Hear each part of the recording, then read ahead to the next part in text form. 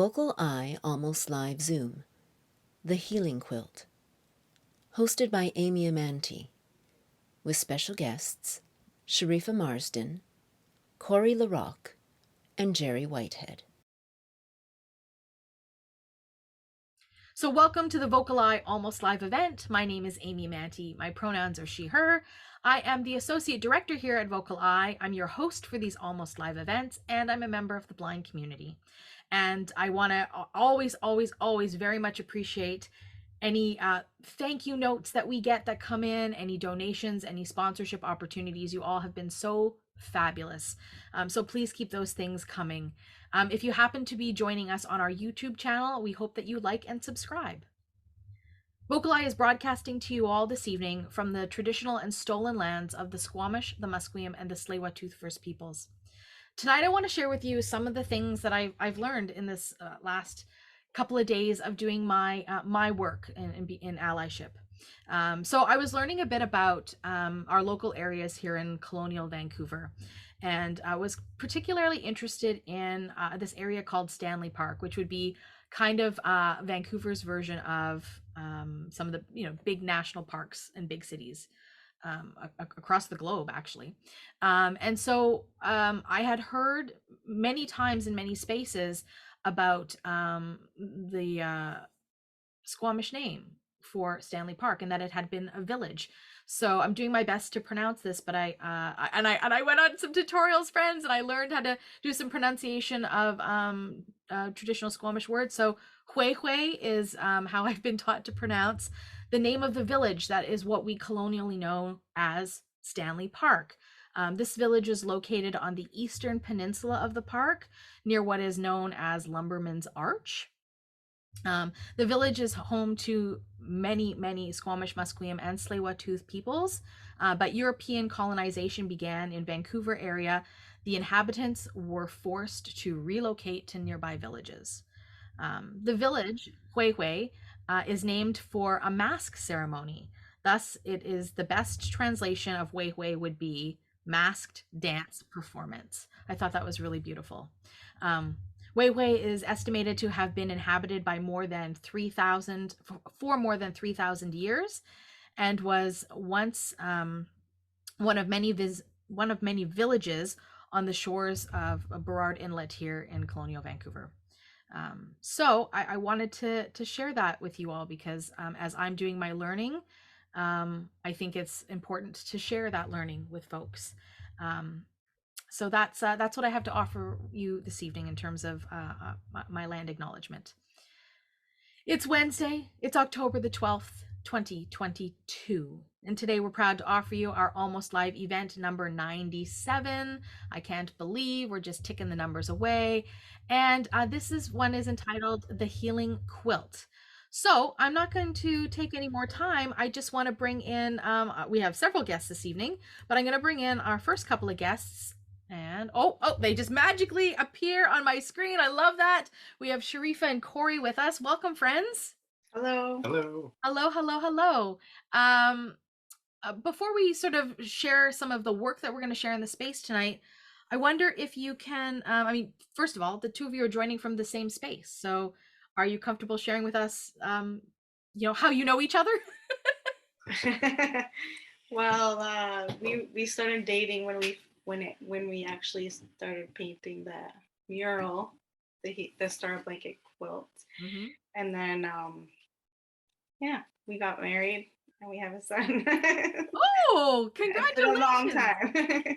That's lovely. And you both were artists. Did you know each other before painting the Healing Quilt mural? Yes. So you've known each other a long time? No. I love it. It's a whirlwind love story. I love that. We met in the artist community. There was a artist residence called Squatches Lodge, and it's a artist residence that was it was just across the back alley actually of where the mural is located. And I lived there for a couple of years, and he moved in that year, and then we started dating that year. So. Oh, that's lovely. We don't get to hear a lot of love stories in this space, so thank you for sharing that. How old is your son? He's 4. 4. Wow. They grow up fast. It's a fun age. I don't have kids myself, but I've got lots of friends that have kids, and like they're so active. And I think to myself, did I ever have that much energy? I don't think I did, but Yeah. I don't know where they get it from. Um, is there some budding artistic talent that you're seeing in your son, since the two of you are artists? I think he doesn't really have a choice, like, because we're always creating something, we're always painting. He's actually got handprints all over the inside of the house and some permanent handprints on the outside of the house already. So I think we got a little muralist coming up. Awesome. I love that. We're going to do like a real deep dive into the two of you as sort of independent solo artists, but is there something that you want to share with us about your artistic, your artistic expression that can sort of whet our appetites before we go into the deep dive? Just for myself, I focus on traditional beadwork styles like geometrics and florals. I really like that, and that relates to our dances and our powwows. So that's where we get dressed up. We all gather in community, and we dance to drum, and we get all dressed up in fancy regalia. We have lots of colorful beadwork and ribbon work that we wear, and I like to reflect that in my artwork. Sharifah, are you comfortable sharing with us what the ceremonial, um, what the ceremony is around a powwow for folks who don't know, that maybe the first time they're hearing that term? Well, there's a lot of different parts of it. The the meaning of the powwow is basically a gathering of our communities. So we'll have gathering of people from around Turtle Island that will come together, and they'll bring their dance styles, they'll bring their families, and then we'll celebrate together. And we also have, that's how we have relationships with other communities, is people meet when they're young with somebody that's from a different community, and they're dancing together. And then there's like family that meets together, like brothers and sisters, grandparents, it's all ages. Yeah, it's a huge gathering, and it's a time for celebration, dance, and yeah, laughter and storytelling. Mm. In terms of your beadwork and your artistic practice, how old were you when you started embarking on creativity? Well, I've always liked to create since I was really young, but I started painting actually when I was 13, and that's when when I got into beadwork. That's when I had the patience to sit still and work with the little beads and the fine thread, and learn how to thread a needle was really challenging. But yeah, it just developed from there, and then learning how to enjoy patience and become a more patient person. And yeah. Enjoy patience. Wow, that's a gift in of itself to be able to do that. Yeah, Um, definitely. the beadwork that you do, are you using like a loom? I do both. I can just free Okay. bead. I do jewelry Yeah. sometimes, and I've done loom work as well. I like both, but it takes a lot of time, a lot of patience. Mhm. Sorry about that. There's a That's lamp okay. that just fell over. That's okay. These things And then you happen. gotta have humor. So whenever you make a mistake, also it's like it's significant, because none of your beadwork is actually supposed to be perfect. There's supposed to be always one mistake in your beadwork, just to Really? show how how human you are, and how it's okay to be imperfect. I'm gonna share with you that I also do beadwork, not to the intricacy level that you're offering, um, and I get so down on myself because of my low level of vision when I mix a color or a bead in that's not supposed to be there. Then I get really upset with myself because I have to take it all apart and put it back together. But that you just offered me a gift, um, so I am going to take that to heart. I very much appreciate that. Yeah, it's really actually beautiful. And when you see other people put that other color, it's not in sequence, then you Yeah. know, okay, that's their little mistake, but they're keeping it. Okay. So Mhm. you do beadwork and you do painting. Are there any other artistic things that you do? I do silver and gold jewelry as well. Oh my gosh, so you're a metalsmith. Yeah, yeah. Wonderful. Slowly but surely getting back into it. So I also studied that for a little bit before I lost my sight, and I never got to finish the process. So now I'm super curious about, like, are you doing that in your home? Do you have a studio? Yeah, this is my home studio. It's a small room just offside the kitchen. Yeah. And I have basically my office in here, and then I have my jewelry in there, and I have an easel that I'm working on a painting over here as well. Because you're And going to show us one of your paintings this evening, but can you tell us a bit about the process of the metal smithing stuff?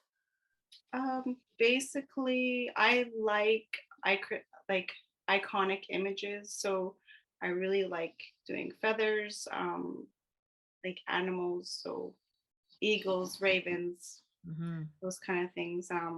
And I do a lot of florals actually, Ooh, mostly florals. florals. Yeah. Very cool. A lot of soldering, a lot of pickling. Yeah, I really like to engrave. That's what I prefer to do as opposed to the soldering, because I think the soldering, well, it's just another skill, but I really enjoy engraving. Mm-hmm. It's a lot like drawing on metal, I Mm-hmm. guess, or carving out metal. Are you doing that? Are you doing that freehand? I do, yeah, I do freehand, but I usually use the design that I've already created, and Yeah. then I'll transfer that design onto the silver, Yeah. and then I'll just go over the line. Once in a while, I'll do freehand. It's really hard, but Yeah. sometimes I create like some pretty awesome pieces just going for it. Yeah, right. Um, a lot of people that I know that do engraving work are using like a CNC type machine, and they Yeah, load this one is actually, it's like an air compressed hand tool, but Ah, it's all from my hand, so it's not like from the computer to the yeah. metal. Yeah, That sounds amazing, and it also sounds painful. it's kind of like drawing, but like a lot more pressure. Yeah, I can imagine the sort of the wear and tear in your arms and your joints as you continue to do that work, and Get we a all have really aging big bodies. you get a really big muscle on whatever arm you're using, the right one or the left one. It's good for arm wrestling. I love that. So we have a little bit of background about you as an artist. Do you have a first love of art, like, beadwork and metalsmithing and painting? Is there one that you love more than? I'm asking you to kill your darlings here. Is there one that you love more than the other? I do really love doing murals because it's usually engaged in art or in community, and like gathering people's stories and creating an image that relates to what people want to see and hear in a mural. Mhm. And I really like working with other artists like Jerry. I've worked with him for many, many years, and he's like one of my mentors, and he's always been really a great guide for me. And I like working with him. He's always really patient with me. And yeah, it gives me a hard time sometimes, but not too often. And I just like the dynamics of working with other artists and working with other people in the community. I think I get a lot of joy out of that kind of interaction, and then creating art at the same time is, yeah, really enjoyable. We haven't forgotten about you, Corey. So even though you're sharing a space with you, but what I'm going to do right now is bring up Sharifah, your painting that you're going to share with us, and we'll talk through that, and then we'll talk to Corey and bring up Corey's mask, and we'll talk to Corey. So, Rick, when you have a moment, can you bring up our first image? Sharifah, how would you like to introduce this image? Um, this image is a painting that I did a few years back. It's called Ndaanis. And what does Ndaanis mean? Ndaanis is the Anishinaabe word for daughter, and it is a circular image on a blue background, and it's a mother embracing her child and her daughter. I guess this is her daughter. It can also be a male, or it doesn't necessarily have to even have gender. It's more like about the embrace of the mother and the child, and the love that the mother has for this child who they gave life, and the child looking back at the mother, and it's just like this bond that they have. It's like an unspoken bond, and it's a image that honors that love. And yeah, So we've so it got, just creates like a visual around that feeling yeah. and that story. So there's for folks that need a little bit of description, it's like a light blue square background with a large red circle in the middle. And then there's this image, and I don't, you'll have to help me understand the style of this painting because it's not realistic Yeah, in the so sense that there are no features on the faces, right? yeah, it's related to the woodlands painting style, which is becomes from the pictograph images, which is a line drawing that is an outline of a figure or an animal to describe, say a bird or a deer or a person. Mm-hmm. But it's not a realistic image of a person, but it's the outline of that person. So their head or part of their body, and it has her arm and wrapping around the baby. And the baby has actually um, a wrap. It's called a papoose, and it's a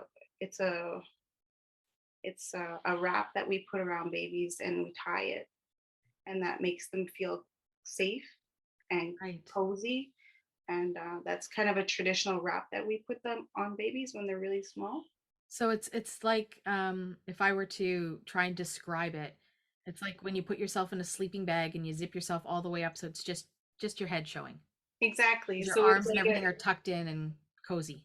yeah, it's supposed to remind the baby of being in the womb so they feel safe. Ah, yes, that makes a lot of sense.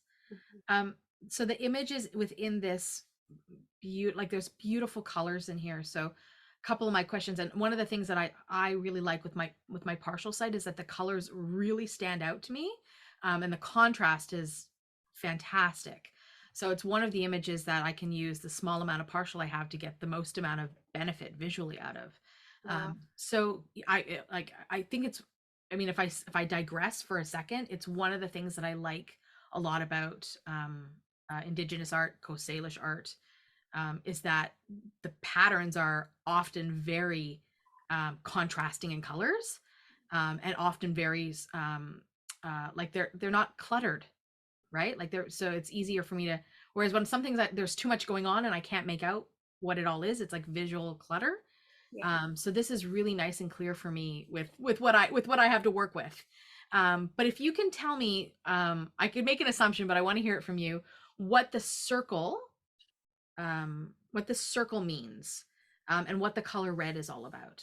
If there's some So meaning behind that's about the circle is the sun.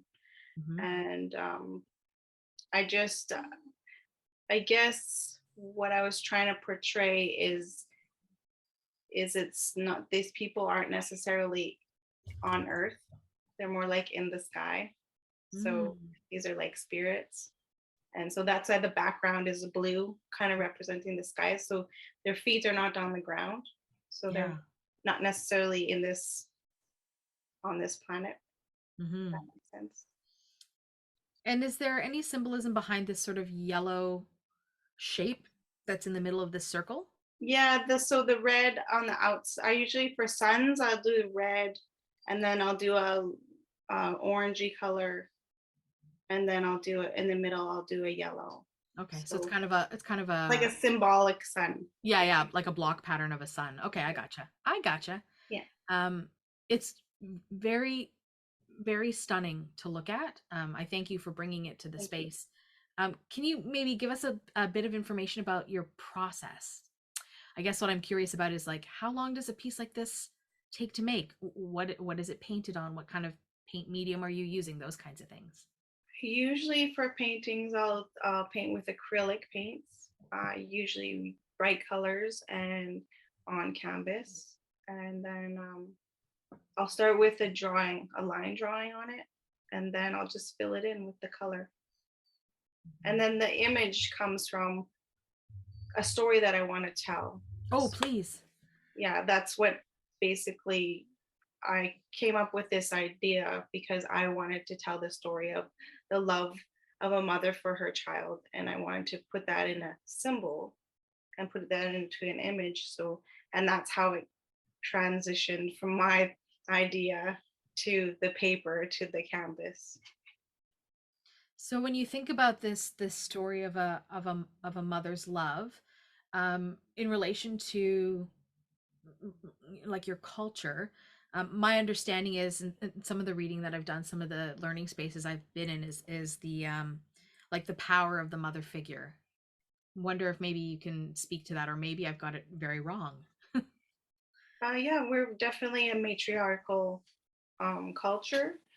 There's different, every culture is different, so I can't speak to every culture, but in my family, it's matriarchal. So the women, um, they usually take care of the home, take care of the children. They kind of um, run the system, I guess, where they kind of make all the decisions. And I mean, not in like a power kind of struggle kind of way, but I mean, they make sure everybody's taken care of, and they they host events, they create gatherings, and they create harmony in the community. Were you thinking of somebody in particular when you thought about this image? I was thinking about myself and my desire to want to have a child, and I was also thinking about my mom and the relationship I have with her, and the relationship we developed as we got older. And yeah, and I see my sisters with children, and I just think that's such a beautiful story to tell, and I like to focus on, you know, sharing those positive stories. Mm-hmm. In your other painting works, are you using sort of the same style of like these outlines of these figures and these bold colors? Is that like represented in other paintings that you do? Usually, when I do pictures or paintings of figures like people, then it does have that dark outline for sure.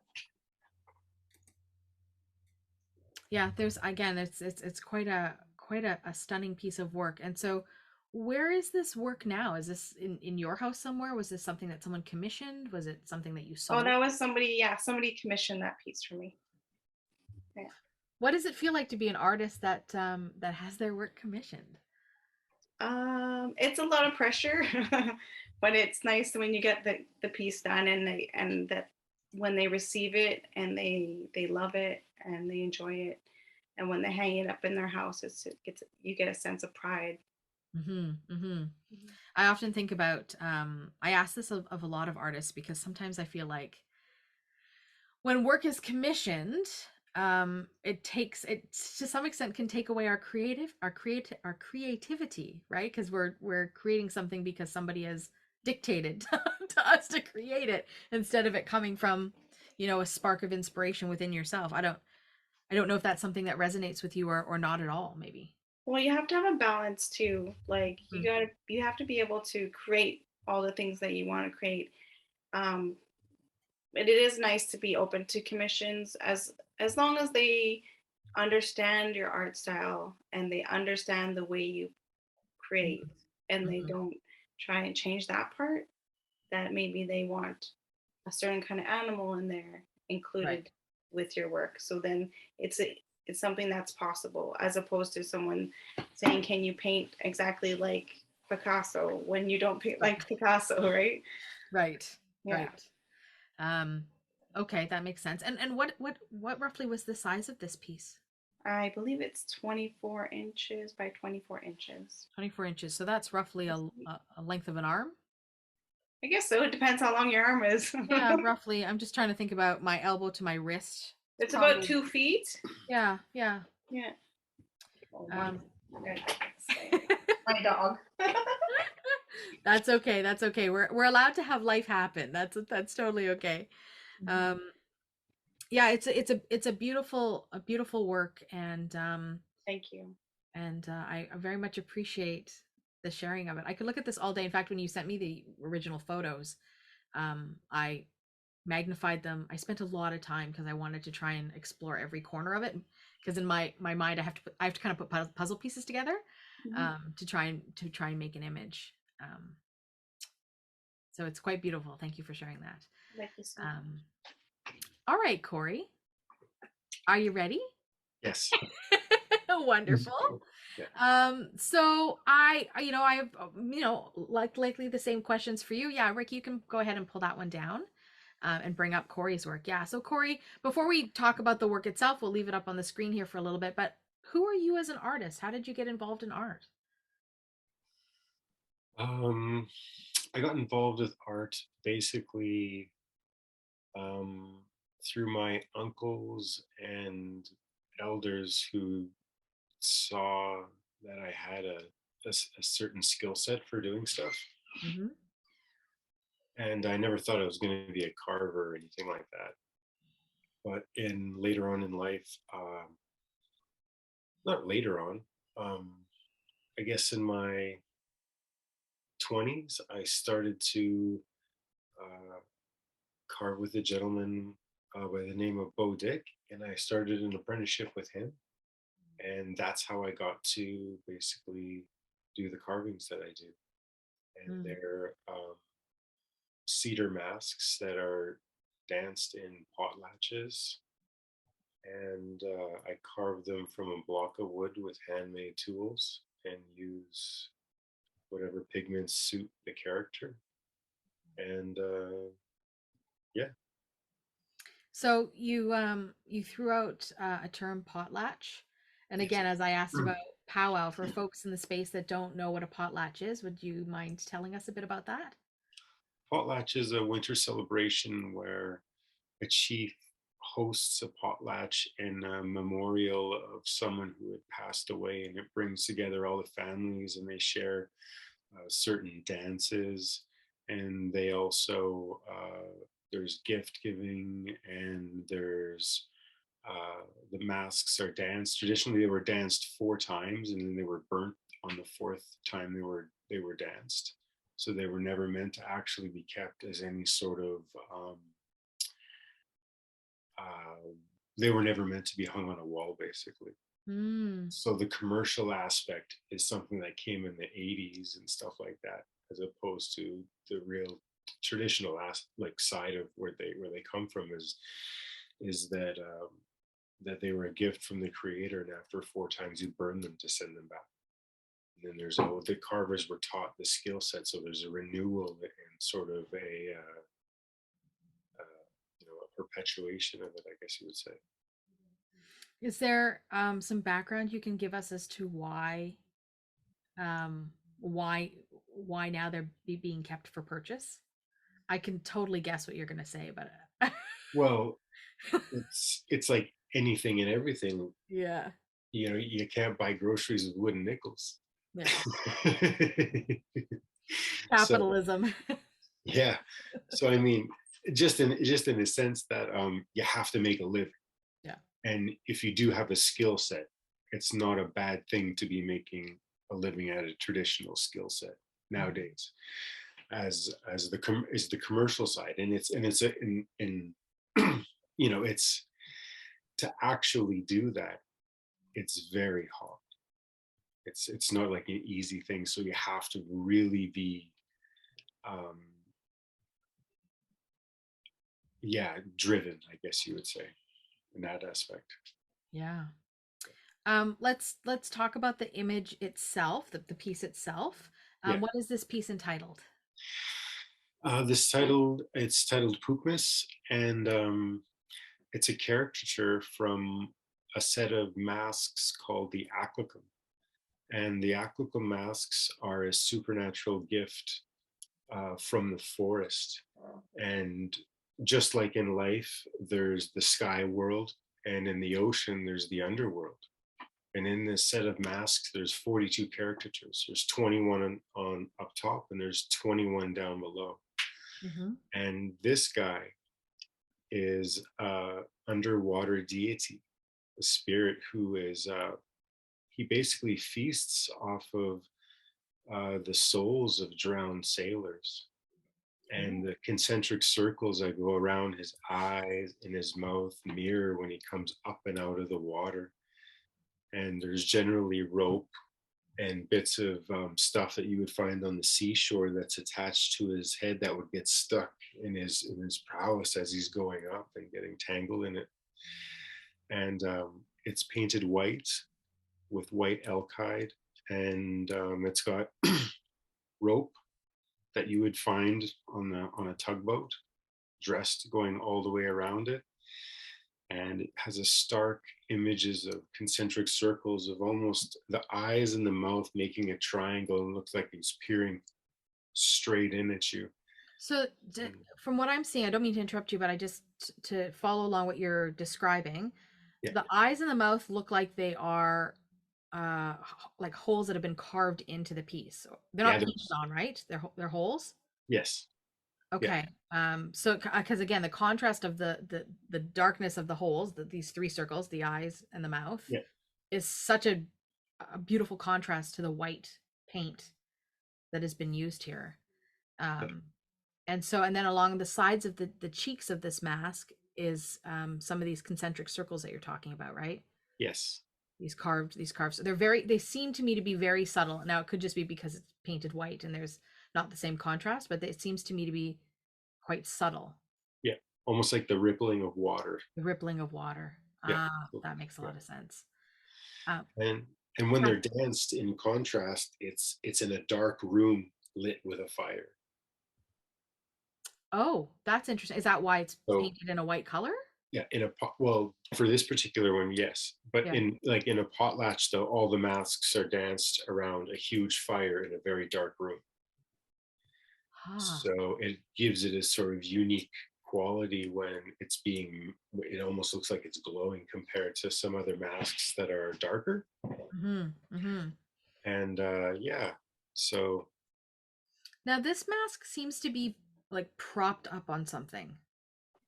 um no, it's basically just got something you would tie around your head, just Oh, I tie it gotcha. into the back, and then it's just hung on a wall.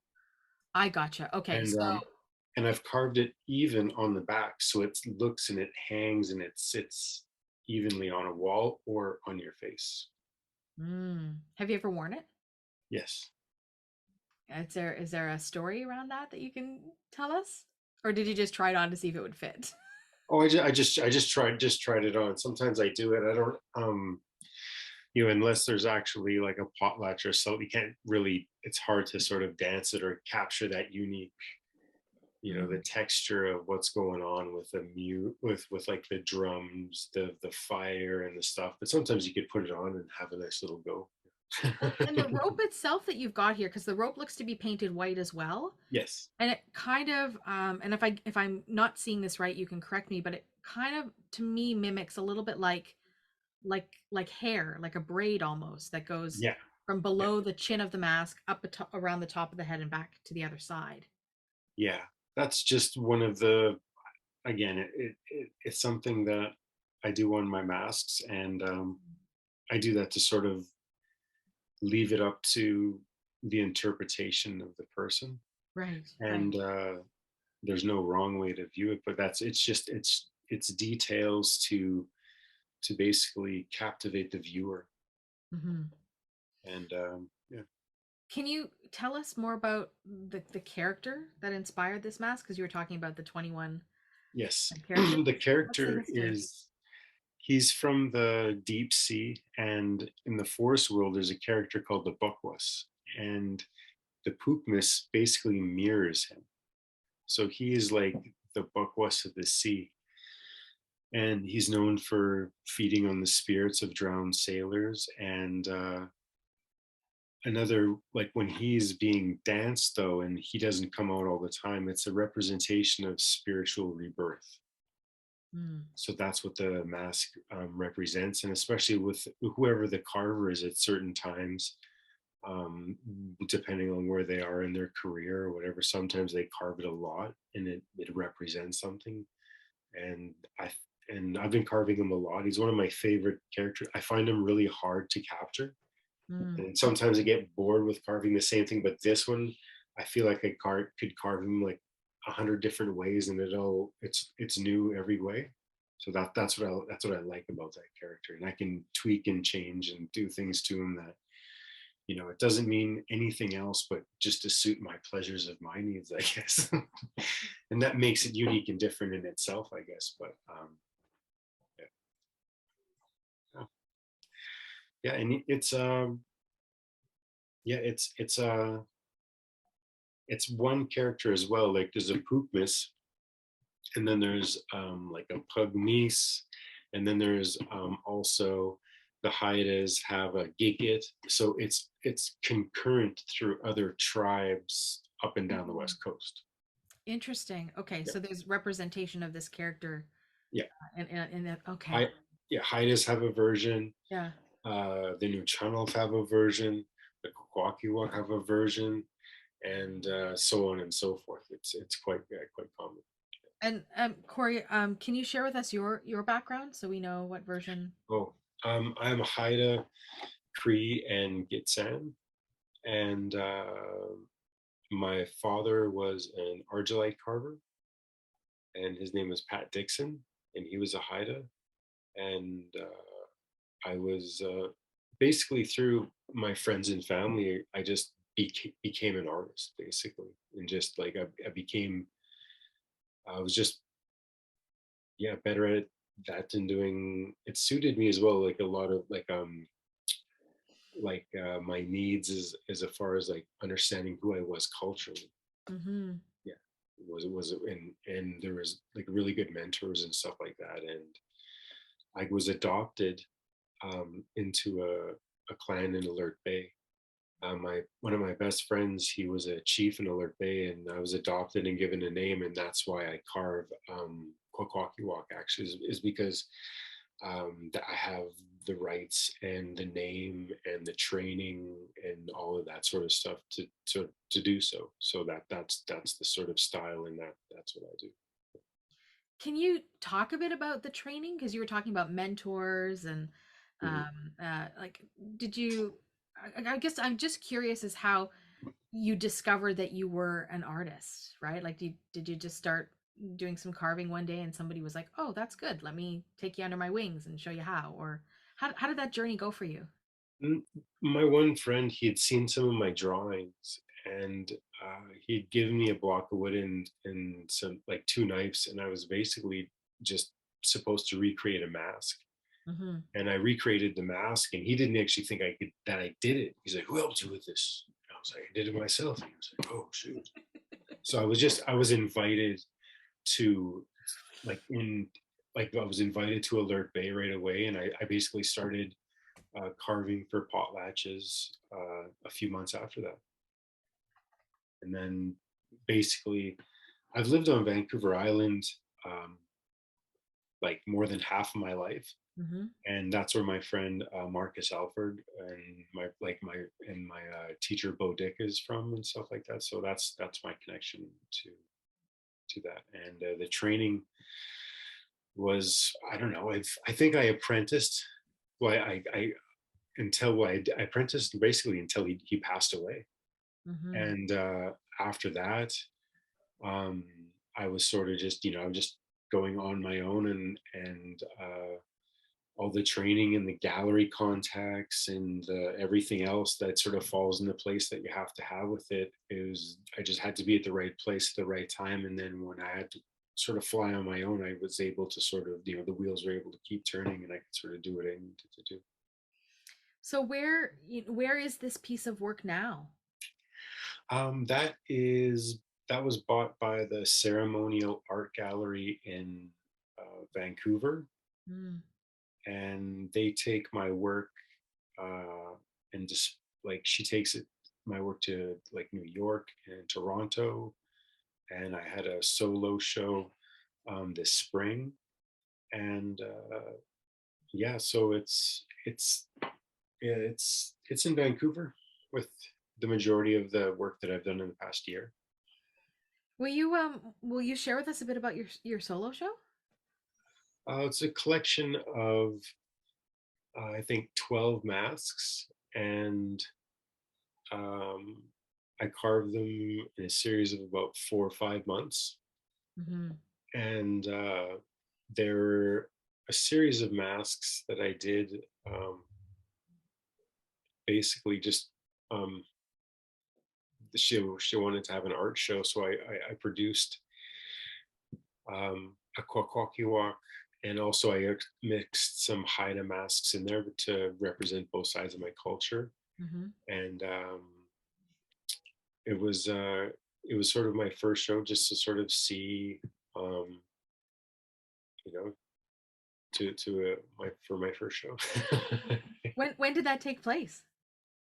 um, That was like in April. yeah, it was Oh, like, of this year. yeah, Ah, your first show. You've been an artist for this long, and it was your first show. yeah, yeah. It's my first time, my first solo show. I've been in a lot of other shows, Mm-hmm. Like but collaborative shows. yeah, yeah. Very cool. Thank you. I'm curious. I mean, I asked Sharifah the same thing about commissioned work. Do you do a lot of commissioned work as well, or plan to Uh, do a lot of commissioned work? I, you know what? I don't really even like to. I don't like to. I don't know. It could be like the easiest commission thing, but I just won't. I don't like to. I just like to sort of do what I want to do, Yeah. and then that I have a full interest in it, Mm-hmm. but I just don't have a full interest in commission work. Mm-hmm. I find like if like a family member wants like a simple bracelet or something that I don't have to like, I'm like, okay, sure, I can do that. But I find commission work some of the hardest, just because, um, yeah, just because that I don't know. It's just one thing I've always struggled with, I guess.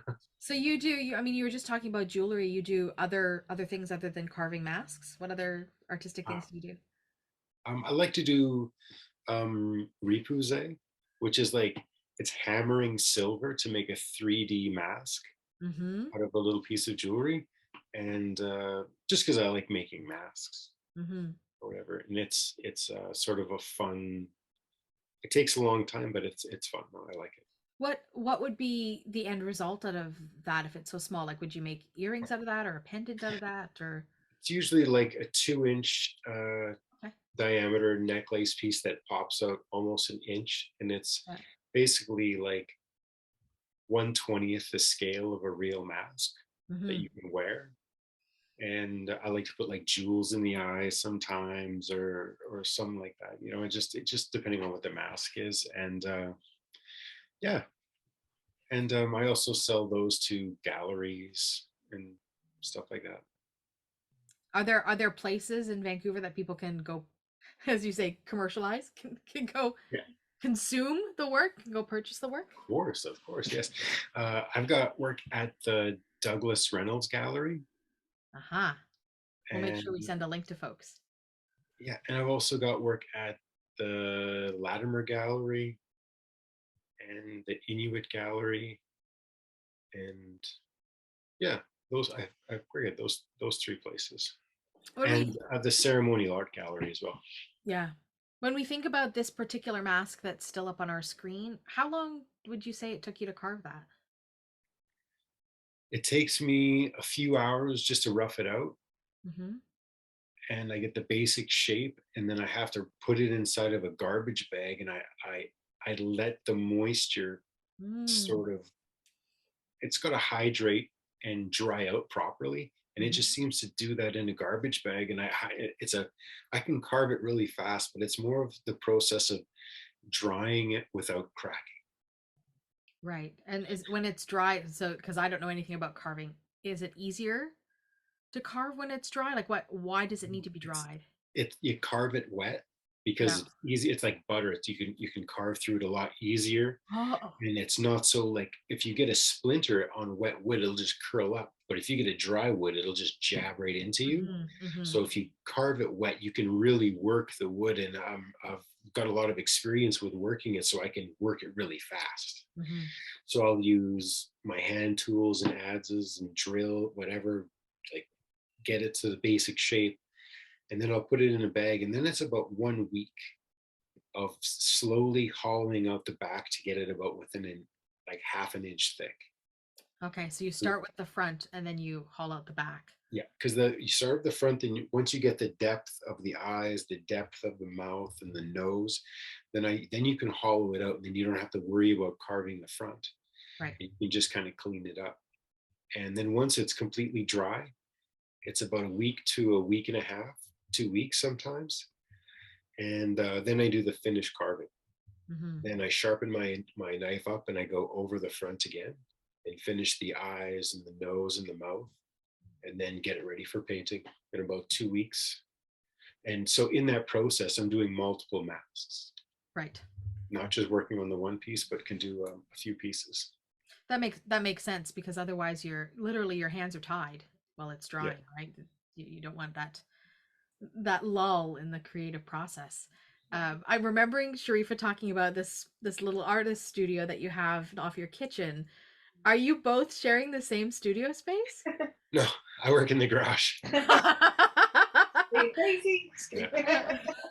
Well, I was trying to figure out, between pickling machines and, We do Dremel. share some stuff, like we have the cutter, like a metal cutter, and the coffee machine in the garage, and then I have the soldering stuff in my studio. So we do use each other's spaces here and there, Yeah. but we have our own separate spaces so we can like focus on the projects that we need to focus on. How often would each of you say that you spend in your studios? I think this is super interesting as artists who have spaces that are dedicated to create. How often how many hours a day do you think you spend in your space? We're pretty full time. Yeah. Yeah. Yeah. Probably about, well, on average, like an 8 hours a day. Yeah. We do our best to take the weekends off and the evenings off.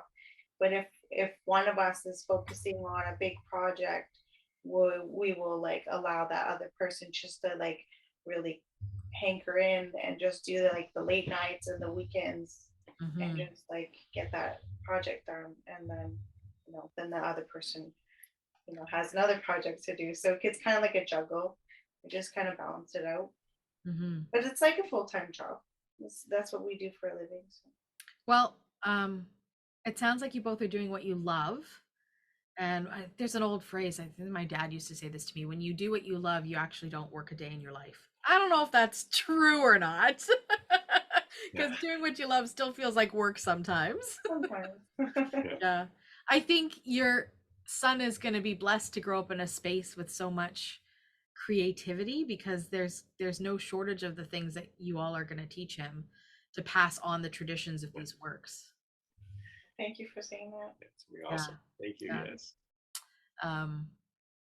All right, friends. So I think what we'll do is we'll take down this beautiful mask. I hate to take it down, but we'll invite Jerry into the space, because we'll talk a little bit about Jerry's work, and then we'll bring Sharifah and Corey back in afterwards, and we'll talk about the Healing Quilt. So you got to have a little break when we talk with Jerry.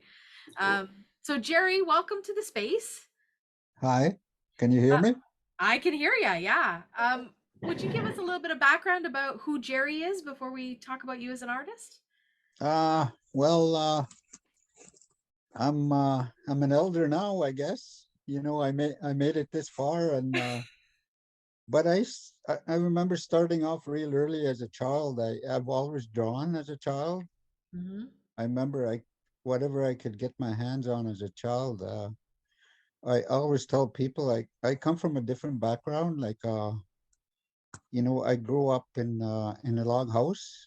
In my first 5 years of my life, so we had no running water, no electricity, so we lived by candlelight, and it was a different time for me. So, and everything was pretty scarce. Like pencils were hard to get by, and drawing material. I remember, my dad was a hunter trapper, and I used to use the lead on the bullets as a drawing implement. I don't know if somebody sued or anything like that, but what I used to like using was ash, from the fire. When the fire goes black, and it's like charcoal, right? And I used to use that a lot, and I used to use catalogs, Sears catalogs that used to come to everybody's house. I used to use that as my paper, and I used to copy things from, I used to try draw things from these catalogs. brown paper, that we're getting now. That Yes. used to be my drawing paper. So, anything I could get, like, it was, like I said, it was different than tough times. And yeah, it just, I remember drawing all the time, even in school, drawing in my books, drawing everywhere, under the desk, anywhere I could. And, I'm, in a way, I'm glad I still love to do that. Mhm. I don't draw as much, but I do a lot with paint, and I just want to keep that same feeling going, What and I'm still. what kind of paints are you using, Jerry, in your work? I basically use acrylic now. Mhm. Acrylic usually on canvas. I used to paint on paper, but mostly stick to canvas. Mhm. For the first, in my early years, like in my later teens into my mid 20s, I was painting with oil paint, and then I started getting headaches. So I knew it was from the oil Mm. and the turpentine. All Mhm. it was smellier in when I was in my day, when I was younger and stuff. Not as nowadays. It's you can't even smell it anymore. They did they cleaned that up, and so I quit after the headaches, and I switched over to acrylic, which is water based and Did you safer. did you find that there was a difference? Because again, I'm not a painter, so I don't necessarily know how different it is to work with acrylics versus oil paints in terms of like how they respond to the canvas or what you can do with them. Is there Yeah. a difference that you can share? Well, oh yeah, there's a big difference. The oil paint you can mix a bunch of different colors in one shot, and they just blend so nicely. And as opposed to acrylics, they kind of separate a bit, and they don't flow as well.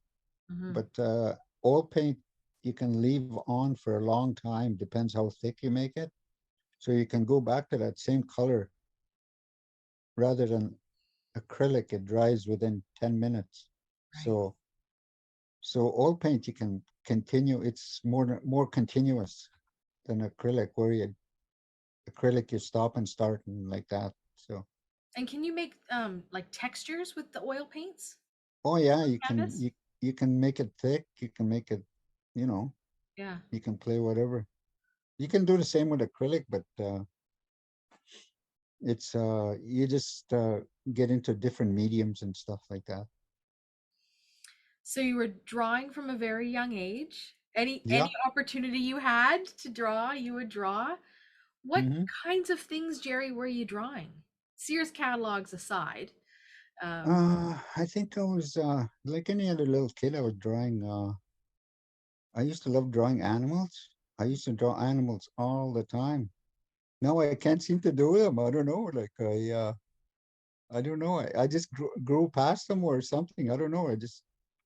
I don't know what happened there. But animals were my favorite. Ducks, geese, moose. Bears. mhm. All those little animals. And what else did I like? I used to like drawing. You know, like any other kid, I used to like drawing tanks and ships and airplanes, and just creating my own little stories with these little drawings and stuff. Yeah. And it was comic like, the way comics are made with a little story. I Hmm. used to try to do that with my little drawings, and because I remember getting comics when I was young too, like my early years, Hmm. and yeah, I used to try to emulate the comics in a way with my drawings though and stuff. Hmm. So Well, we're gonna bring up the image that you have. yeah. So it's a painting. Hmm. How would you like to introduce this painting, Jerry? Uh, the one you're gonna put up is I'm I got really heavily influenced when I was a child too by powwow dancers from my culture, right? I'm Mhm. a Plains Cree from Saskatchewan, so I grew up with the dancers, and I was more like a spectator I had all cousins, friends, everybody. All my relations were dancing. They were young.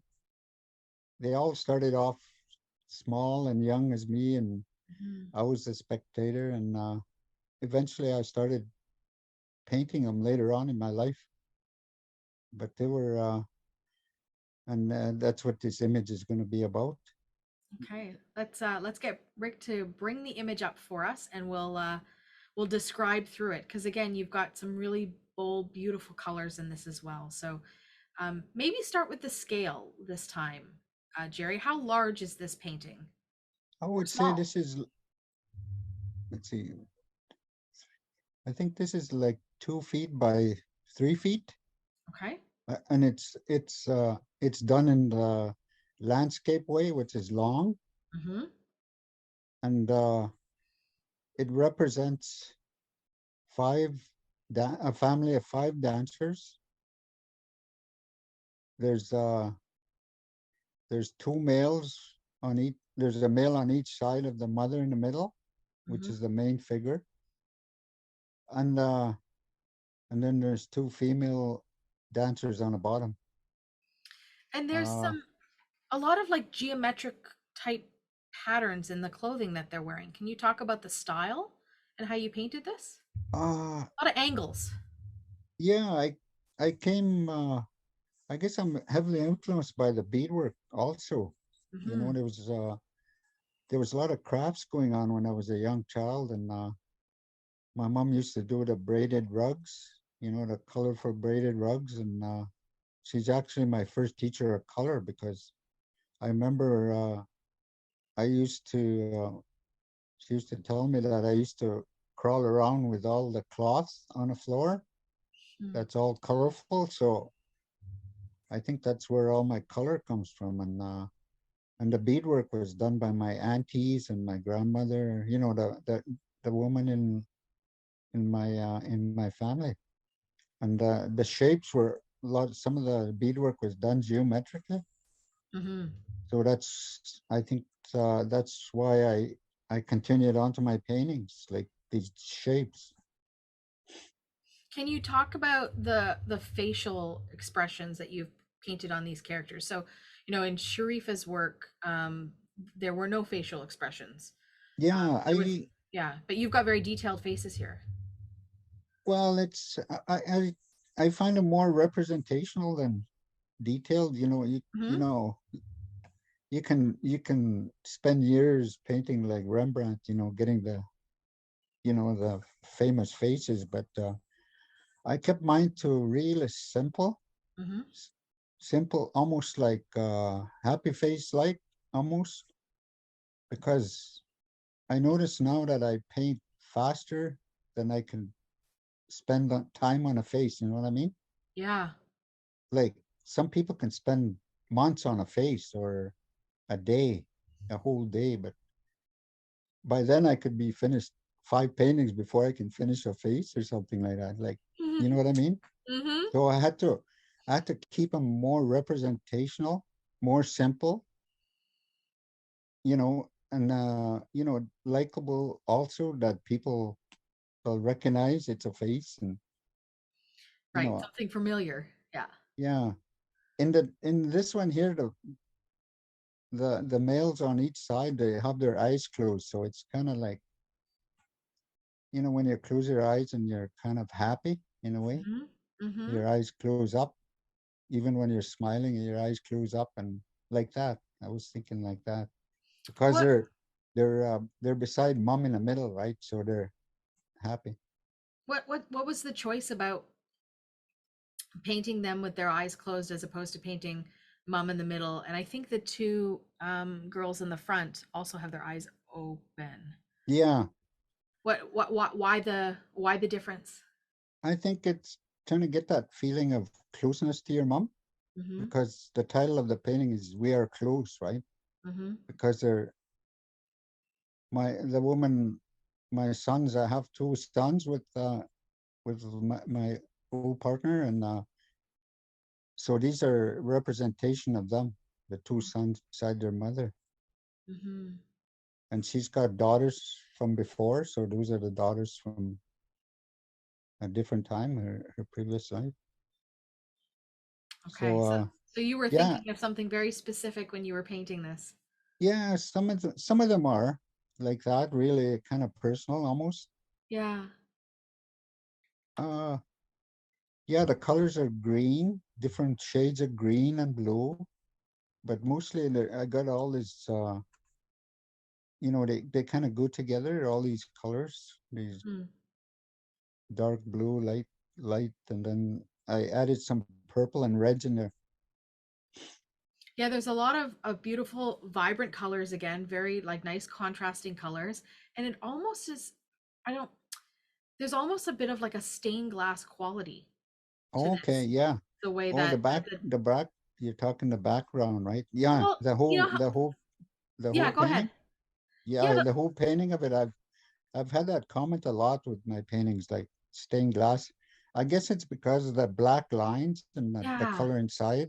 yeah. They do look stained glass in a way, and Yeah, there's these very dark black lines and then the colors in between them, and so that sort of makes the shape of yeah, the bodies and the shape of the regalia that they're wearing very simplistic, but yeah, really makes a big statement.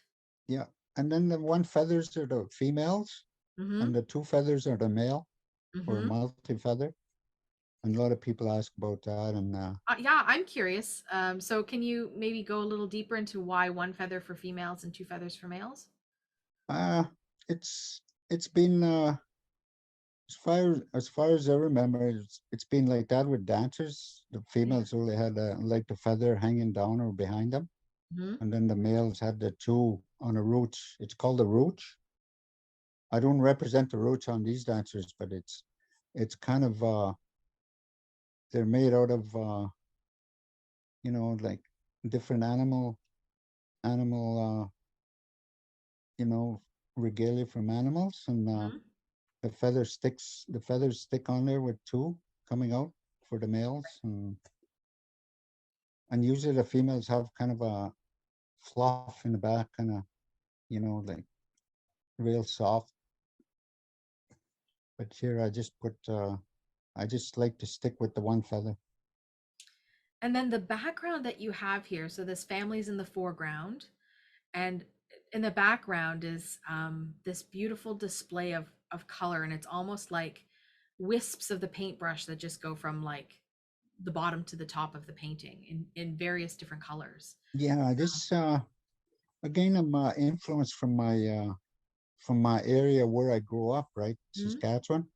It's more northerly, and so as children, we used to look at the northern lights all the time, Uh-huh. you I know. was curious about that, the aurora And borealis. this is my representation of northern lights, Yeah. because northern lights we see them as green all the time, but in actuality, there's color behind them, different colors. You'll see that in I guess you can see it in some images where it's red, and then you see Mhm. purples and stuff and If you were yellows and if you were to describe the Northern Lights to folks who may have never seen that before, Jerry, I know that's a hard thing to describe, but how do you think you would describe that? well, it would be hard to describe color, I guess, right? That's the main thing for people Color that and haven't seen stuff. And movement and yeah, it's all about, just imagine smoke, real bright, kind yeah. of fluorescent, almost greenish color in the sky that's just dancing and moving. Hmm. I think that's probably the best. They are dancing actually, and they say those are the ancestors that are up there dancing, Hmm. from our culture, and so it's a connection from our ancestors to us. Yeah. What time of year do the Northern Lights appear? Ah, geez, it varies. Like you could see them in the summer, you could see them winter. Depends where you are. You have to Depends how be far further north you are north. too. Yeah. Yeah, and but we're quite a ways up north in Saskatchewan, so I managed to see some during the summer, last summer. It's when I was there. it's one of the things that I desire most to be able to witness, truly, um, Yeah, is the Northern Lights. And so I keep thinking about where I can travel to be able to experience those. So Northern I think the Saskatchewan is Yukon. the Yukon. Yeah. Yeah. Yukon's a beautiful place to see them, I think. Yeah. I'll have to make sure that I know exactly what time of year I should go so, because I won't be able to spend a I whole year know up that's the there. thing is planning it out, right? Mm-hmm. Mm-hmm. This is a very beautiful piece, Jerry, and I thank you very much for sharing this. Are you working on anything at the moment that is other than painting, or do you very much stick to painting? Uh, I pretty well stick to painting. I do a lot of murals too. Yeah. So yeah, I just finished a project with a friend. We were doing some other we're doing portraits of people from the downtown east side, which is going to be coming up for the Heart of the City Festival, Mm-hmm. starting this later this month. Mm-hmm. And then we're kind of excited to see them all together, what we worked on. Awesome. So, but yeah, I got other things planned. That sounds really exciting. Well, when we do our Q&A with everybody together, we'll maybe talk a little bit about some of the things and where people can witness your art or maybe buy some of the pieces of your work. Hmm. So we'll make sure that we get to that. Okay, friends, here's what I think we're gonna do. So Jerry, thank you for sharing this work. Yeah. We're gonna bring up the photo of that we have of the Healing Quilt mural that Jerry and Corey and Sharifah all created together in community. And before we bring our three guests into the space, I'm going to bring some of our VocalEye team members in. So I'm going to start with Jiten and Lindsay, because Jiten and Lindsay are going to just share with us a bit about the crowdsourced description project, and read some of the descriptions that we had, like random folks out in the world who described this mural. Then we're going to talk to our guests about this mural. So I think I will bring in Jiten and Lindsay into the space. Hi, Amy. You're here. The squares aren't appearing on my space, so thank you for audibly telling me that you're here. Okay. I'm here. And Lindsay's here as well. Wonderful. So maybe you can give us all a bit of background, a reminder of what the crowdsourced description project was all about. Sure, I can start. This was something we started last year, and we've had a few different versions of it. One was for the Van Gogh exhibit at the convention center, and the most recent one was for the Mural Festival. So over the course of 3 months, I believe, we asked for volunteer descriptions of, I think, a total of 24 murals selected from all the different years at the Vancouver Mural Festival.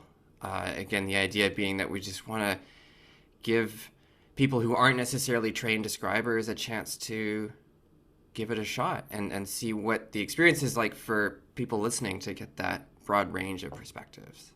So we asked folks 2 questions, right? Yeah, it was so every Monday we put out 2 murals from April to June on Mural Monday, and we spent some time with the VocalEye team and made the selections. Every mural Monday we put out 2 images, and we asked people, what do you see and how does it make you feel? So 2 very simple questions, which actually turns out to be a lot harder than you think. If you actually look at an image and ask yourself those 2 questions, because a lot of these murals, as we're finding out, and as we will find out after diving into this image, there's so much to it. There's such a story along with it. Some of the content and the stories and the colors and the composition and all of that. So from April to June, we had 8 different murals, and the Healing Quilt was one of them. So awesome. Yeah. So this is the Healing Quilt, and we've got 4 descriptions to share from folks who offered to tell us what they saw and how it made them feel, right?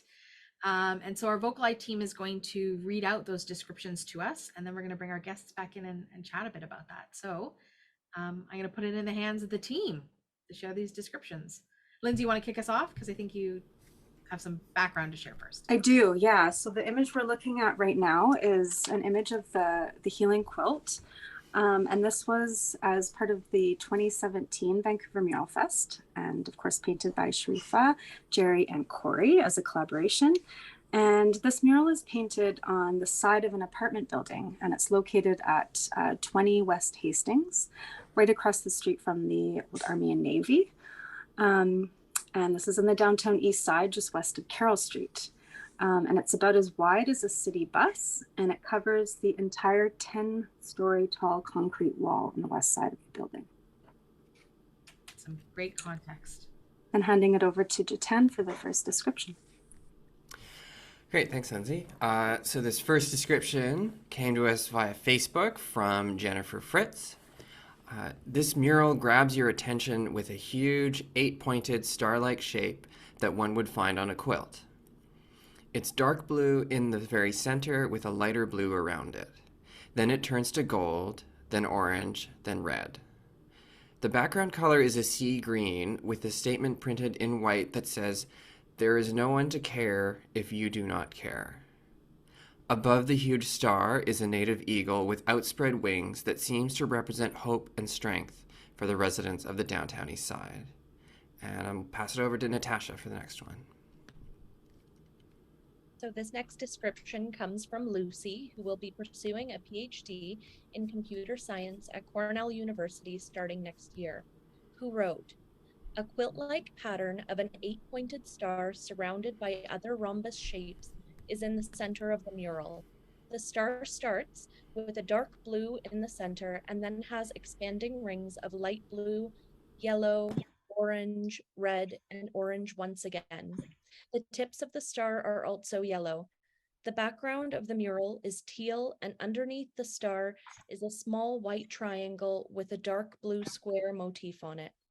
There are also red, orange, yellow, teal, and blue squares forming a rainbow at the bottom of the mural. At the top of the mural is an eagle drawn in a traditional Native American art style, and it is on a blue background. In the large left and right divots of the 8-pointed star, the words, 'There is no one to care, and if you do not care,' are printed in white. The title of the mural indicates that the quilt-like patterns of this mural are healing and meaningful, and they represent the power of art to heal. In particular, this mural looks like a modern, colorful depiction of traditional Native American art. The words on the mural also suggest that there is a power in activism, advocacy, and action, and that being complacent is extremely harmful." That brings us over to Donna. Thanks, Natasha. Okay, so my description is from Natalie. The Healing Blanket mural features 3 distinct designs. At the top of the mural is a thunderbird. This is a supernatural bird being that is found in many Indigenous cultures. It has been drawn in a Coast Salish art style, the Indigenous peoples of the Pacific Northwest. The thunderbird represents power, protection, and strength, and for that reason is often carved at the top of totem poles. Underneath the thunderbird is a colorful pattern that looks almost like a complete star blanket pattern. This is traditionally used on quilts by many Indigenous cultures like the Cree and the Lakota, and these blankets are usually gifted during important moments in life like birth, marriage, and to honor elders for a significant contribution or achievement. It is said that when one is wrapped in a star blanket, you are being wrapped in the love of all your ancestors. Beside this pattern, on either side are the words, "There is no one to care if you do not care." At the bottom is a stylized image of a teepee, which is a dwelling unique to Indigenous Plains people, consisting of a hide or canvas stretched over a circle of wooden poles in a conical shape. The teepee represents family and community. It is both a home and a sacred space where people sit together in relation to one another in the circle or hoop of life. The floor of a teepee embodies the energy of Mother Earth, and the hide or canvas cover represents the relationship to Father Sky. The words featured on this mural immediately spoke to me of the importance of care. There is no one to care if you do not care, seems to me as a non-Indigenous person, like a call to action, to be engaged in the needs of a community that has been victimized by state violence, oppression, and displacement, as Indigenous people have and continue to be in so-called Canada. Urban centers only exist because these lands were annexed and occupied by colonial forces. And so to have a mural of Indigenous cultural significance on the side of a building evokes complex feelings in me. But the fact that these words are accompanied by a teepee, the pattern reminiscent of a star blanket, and of an image of a thunderbird made me feel like this mural also speaks to a culture that, despite attempts at being eradicated, is still thriving in powerful ways today. The thunderbird and the star blanket pattern in particular feel like visual reminders of the relationship to the supernatural, spiritual, and ancestral that Indigenous people can access in their specific traditions and ceremonies, and how culture has the power to heal. The thunderbird really speaks to me of protection of these ways of life, being placed at the top of the mural, presiding over all the other aspects of the mural with its great wingspan. To me, the teepee and the star blanket really underscore the importance of community and being in relationship with each other and our ancestors. What would it be like if we all lived in a way that called us to honor one another? And I will send it back to Jiten. Thanks, Donna. This last description comes from Megan, whose favorite song at the moment is Beth Orton's Weather Alive. She wrote, "The center of this mural is an 8-pointed star. The inner part of the star is a mix of light and dark blue. The outer part of the star is a mix of colors, red, orange, and yellow. The star is made out of about 120 to 150 diamonds that are all of the same size. The diamonds are side by side, not overlapping, but sewn together like a quilt. Above the star, there is a thunderbird who is rising into the sky. This is a huge mural that covers one whole side of a 9-story building. This mural has had a major impact on my life. I have seen it every weekday for the past 3 years on my way to work in the downtown east side. People in this community often face unimaginable struggles, and it can be an overwhelming place to work. I think about the words on the mural almost every day. There is no one to care if you do not care. I have thought about moving on from my job into a different field, but whenever I do, this mural and the words that are a part of it flash through my mind. I know that my life would be different if it was not for the healing power of this art and the empowering message it conveys. I am very thankful to these artists for their positive influence on my life." And back to you, Amy. Oh, this is why I find this idea of crowdsourced description so impactful. So thank you to Jiten and to Lindsay and to Natasha and to Donna for sharing these descriptions, and for those who took the time to write these descriptions. We're going to bring back in Sharifah and Corey and Jerry to the space.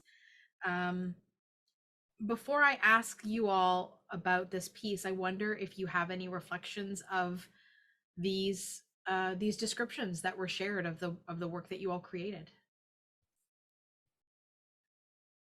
Well, I want to say thank you for sharing that. There were some really beautiful moments there, and actually really emotional moments, and it brings us to remember what we were going through, what we were experiencing when we painted it, and why we painted it the way we did.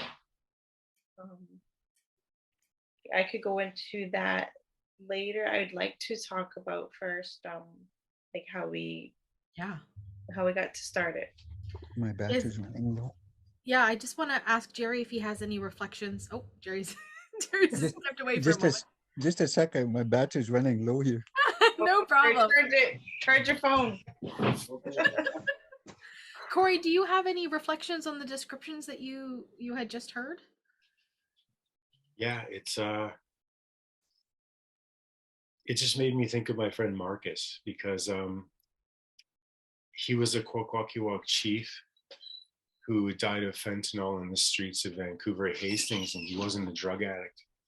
He had back problems and he was stuck in the city. He had severe pain problems. So out of go here, go there. Ended up on the street looking for it. He was one of the most talented artists I've ever seen. And he was not a drug addict, and he was not any of that. But when the police or seen him and the ambulance seen him, they thought he was just some drug user on the east side, and they treated him like nothing. And they found out he was a powerful chief. Lots of people came looking for him, and he was not given the life-saving stuff when they did have it. So I put that to honor him. And yeah, yeah. Oh, Corey, thank you for sharing. Yeah. I think that's a very, very powerful reminder how we treat people, the assumptions that we make of fellow human beings. Sorry. I appreciate the generosity of spirit in sharing that story with us. Sharifah, you wanted to talk a bit about how you all collaborated, how you came together in this piece. So I would love to give you the space to share what you were going to share. Yeah, it was Jerry came to me and told me that the Vancouver Mural Festival wanted to meet with us and to create this new large-scale mural, and it would be really a big project. So I went with Jerry to the office, the main headquarters of the Mural Festival, and met with them. And they told us that they wanted to create a symbol of love and uplifting, and a symbol of memorial to the people who had passed away from the opioid crisis in Vancouver, and in BC.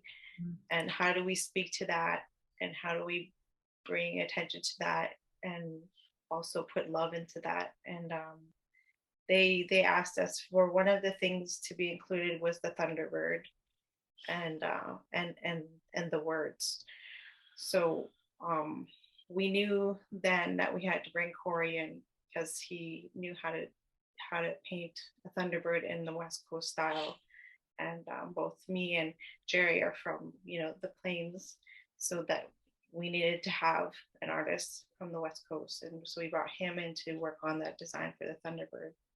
And then Jerry and I talked about, like, what could we do that was large and colorful and bright, and that symbolized like a love. And he's the one that suggested that. It's like, Sharifah, we gotta do one of those star blanket designs. And I was like, that's a really good idea, and we'll just make it really bright and really colorful. And if Jerry wants to add to that. Oh, did you mention the words are from Bud Osborne? He was a poet. Actually, I mentioned the words, but I didn't remember who it was from. Yeah, he was a poet that lived in a downtown east side. So he was an old activist, and he did a lot of poetry about the life down there. So yeah, that was a great addition. Personally, I only went up to the blue part. I think that's as high as I got when we were working on it. So that's the very top. No, I didn't go way up there. Are you talking about the star blanket? Yeah, the star blanket. Pattern. I worked on a different lift. I didn't go as high as these guys did, and so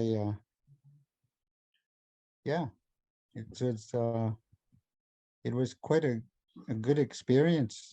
Just I'm glad that that one person that said it helped him out. Mm-hmm. This was our intention of helping people out with this mural, right? So, and I guess it connected with him, and hopefully it connected with more people. And yeah, it was a wonderful mural while it lasted. There's a new building that's going up beside it now, so, but it's going to be there forever, I guess. Right. The view of it'll be blocked with the new building, though, I guess. Hey. Yeah, it's almost halfway up, I think, that new one. Mm-hmm. Maybe we can talk a bit about the process of creating a mural, because this is 10 stories high and, you know, as wide as a city bus, going up 10 stories. So that's no small mural. So do you all collaborate and draw this out on paper first, or like I'm just curious about the process. Well, usually I find out the measurements, the approximate measurements, and then Right. we come up with like a scale. And then Corey did his design, and then me and Jerry worked on the Thunderbird and the lower part images, and then we put them all on one paper that was basically to scale, but like 100 times smaller. But and then we use that as our We go projected. yeah he projected his images because his image has a lot of detail. So we had a high powered projector that actually the person who brought the projector, he usually works at large festivals, music festivals, and he had these laser light shows. So he had this powerful projector. We put it up on a lift as high as we could on a scissor lift, and then we had it shooting up at the wall. Actually, I probably have some pictures somewhere. At night we all went out and projected that image, and it was really actually pretty awesome to see it go up there. And then Corey was on the largest boom. It's probably the largest boom that you have in Vancouver, right? The largest lift. And he went all the way to the top, and him and another person, they chalked out the whole image with chalk in one night. And then the next day basically is when we just go at it, and he started doing all the line work, filling in all the color on that. And then for the star blanket, we basically find the center of the wall and how far we want it up, and that's the center of the star blanket. And then we work from that center. We make sure it's balanced on both sides, and we had large, like it's kind of like a diamond shape, but it's called a parallelogram. It's like a diamond shape just tilted. So we had huge stencils that we use, these giant stencils, and so two of us would hold them up, and then just one person would like do all the outline, and then we'd move it over and then do it again. And we basically did all the chalk outline of these stencils first, and then we went back in, and then we painted from the center the blue, the dark blue, and then out from there we did the parallelograms with the light blue, and then we did the gold, and then we did the orange, and then we did the red, and then the orange again, and then the yellow again. Yeah. And the star blanket, I don't know if we talked about that. The star blanket was basically, it was in one of the descriptions of one of the viewers, and it is a gift. It symbolizes a gift of honoring a person, and it's a traditional gift that we give, similar to robes, like buffalo robes or deer robes that we give to people. It's to honor them. Maybe they accomplished something, they got married, or maybe they had a child, or they graduated, something like that. They would be gifted the star blanket. And the thing about the star blanket is all the love and all the preparation and all the time and effort it takes to make that star blanket. All that energy is that love that person's making it, sewing it, choosing the colors. That's all that love that's going into the process. And so when that person is blanketed with that star blanket, they're being blanketed with that love of those people that made that blanket for them. When you talk about the colors that are in this star patterned blanket on the mural, is there specific meaning behind the richness of these colors? Yeah, it was basically, we wanted to do bright, sunshiny, uplifting colors, because we want to like we want to tell our people that we love them, and we celebrate them, and we honor them, and that's why we choose those colors. And the image on the bottom, so the lowest part of the mural, that was described to us as a teepee. It Is is that a teepee shape. it? Yep. Yeah. It is a teepee shape, kind of like a house, but it's also like, well, it's a traditional home, but it's also honoring that space, which was supposed to be a memorial space. So like each one of those little diamond shapes, those little geometric shapes in the red and the orange, yellow, green, and blue, those are supposed to be memorial spaces for people to put names and messages for loved ones that have been lost, and to honor those people and to give love to those people, and also a way for us to grieve in a beautiful way. Have you all, I know that there's construction in this space, but before there was construction, did you all go down and see if people had put names in these spaces, or? I do think it got transformed into like a market space, but I think that there was some memorial stuff, but there was a lot of graffiti as well. But it's okay. The majority of the image is still there, and it's still that message. You know, we really just wanted to put some love and some brightness into downtown East Side. There's a lot of struggle. There's a lot of suffering.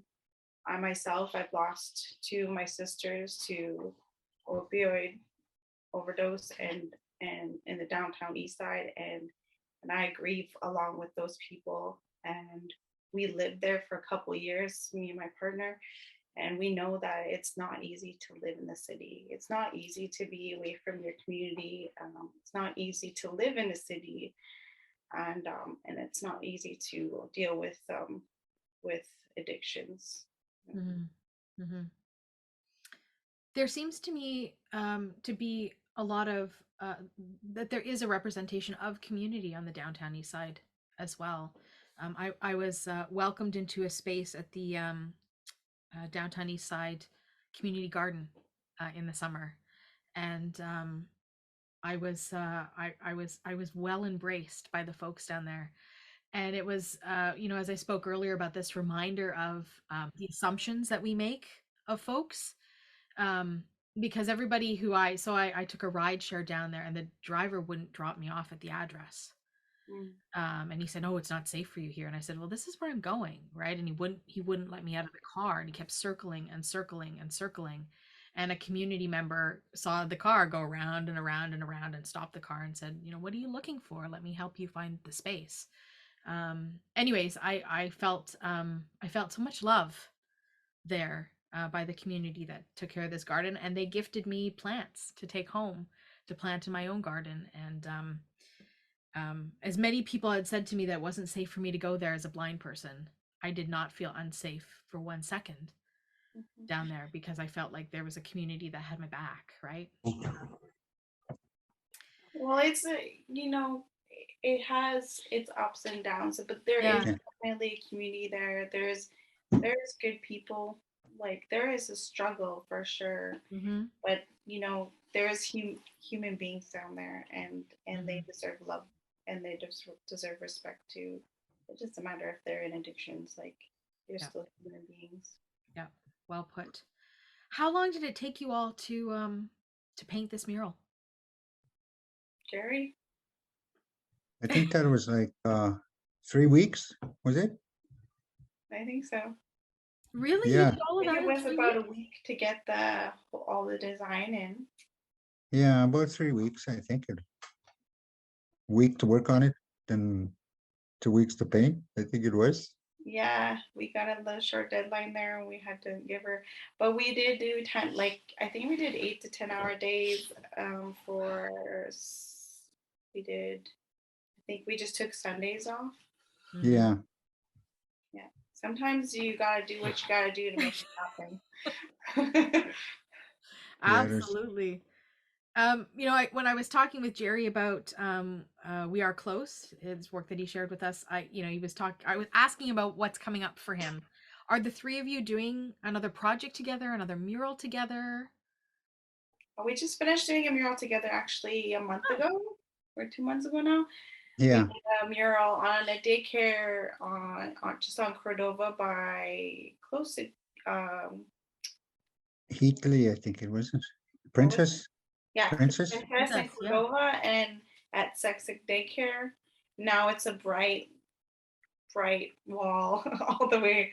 You could see it if you drive down Cordova, but it's like it's another turquoise wall. And it's brightening up the space with a lot of like florals, and there's some geometrics, and there's butterflies and bees, and yeah, some birds. Lovely. Corey, in one of the descriptions that was read to us by through a settler's lens, obviously somebody I think that had done a little research, had done some work. They were talking about what the Thunderbird, what they had learned the Thunderbird had meant. Can you share with us about what the Thunderbird means to you and what it traditionally means? To me, it means it's a direct correlation of for me, just the people who have passed on. Mm-hmm. So it's like a messenger to the spirit world, and yeah, and that's just what it is to me, and it's not necessarily a high ranking crest, but it is an important one. It's never like a chief's crest is a Thunderbird. It always would belong to just like a family or a nation. And every nation, whether it be Coast Salish, Haida, Nuchano, Kwakwaka'wakw, and so on, everybody's got a Thunderbird. And the same notion, a lot of those same messages. And even with Plains people, you talk about a Thunderbird. It's it's a messenger to the spirit world, and one who brings the storms and creates and controls supernatural powers beyond our reach. And yeah, that's what it means to me, and it means to a lot of other people, I guess, in different facets, I guess. Well, it's a beautiful mural. We've shared a lot of beautiful work this evening, and I thank you all for offering that gift to us. Yeah, Jerry. Did you mention the bottom, the triangles on the bottom? You want to speak to the triangles? The reason why we put them down there, I think we were going to get the people from the downtown east side to put their the people that passed on to put their names on there. I think that was our plan, and I think some did. Remember the diamonds on the bottom? Yeah. We were going to get people to sign them for people. So, just to remember them, right? Yeah. A memorial wall. It's a lovely sentiment. Yeah, part of it anyway. All right, friends. Well, I think if we're okay, we'll take this image down, and let's invite folks from the community if they have any questions to share. I mean, I'll just keep talking and asking you questions, but I just want to make sure that our community members in the space, if they have thoughts, impacts they want to share, stuff that resonated with them, or questions of Corey and Jerry and Sharifah in the space, that you can raise your hand, and I'll call on you to share your questions and your comments. So the space is yours. And in the meantime, I'm just going to keep chatting away with our guests until folks have some stuff to say. So yeah, so you started to, and as I start to speak, we have a hand, right? That always happens. So this is a hand from Sharon. Sharon, go ahead and unmute yourself. You can share your comment or your question. Always takes a little moment to unmute.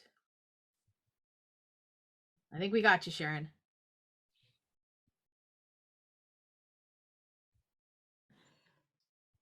Sorry, Amy, I believe that's Sean that you're looking for. Oh, is it Sean? Oh, I'm so sorry. Yeah, Sean, pardon me. This is the blind girl reading names wrong. Sean, there you go. Sorry, Sean. Oh, I had a comment. Oh, it's Christy. Okay, it's Christy. Yeah, it's me. It's me because I'm right now guiding 2 girls through visual art at Emily Carr. So this was like right up my alley.